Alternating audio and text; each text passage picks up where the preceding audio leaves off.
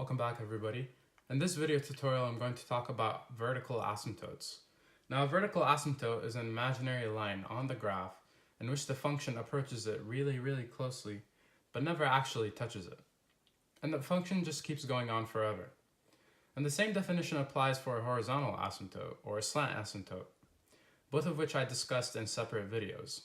Now, the methods in which to solve for these asymptotes differ slightly, but for now, let's focus on vertical asymptotes and let's dive right in and look at our first example. In our first example, we have g of x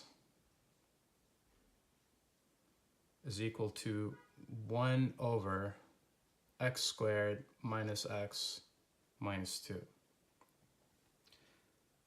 Now, usually all these questions are given in rational form. So we have a rational function here. And the way to approach this is that you want to keep your function as simple as possible, meaning you want to simplify it as much as you can. Now, really, you can't really simplify this this problem right here, but what you can do is you can set the denominator equal to 0, and you can factor out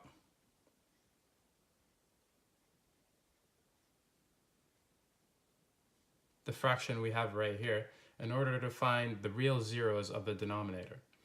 Now notice we have x minus 2 and x plus 1. And you can confirm this by using the FOIL method if you want. However, we're going to assume that this is correct, and then we're going to set our denominator equal to 0.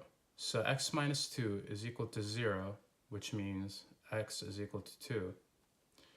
And we have x plus 1 is equal to 0, which means x is also equal to -1. And we can confirm this on the graph right here. We have g of x is equal to 1 over x squared minus x minus 2.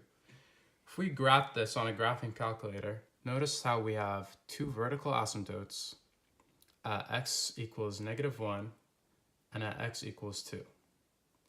Those are our two vertical asymptotes. We also have a horizontal asymptote right here at y equals 0, but we're gonna go ahead and discuss this in a separate video. Thanks for watching, everyone. Please don't forget to like this video and hit the subscribe button. If you have any questions or concerns, please don't hesitate to leave a comment in the comment section below, and we'll see you in the next video.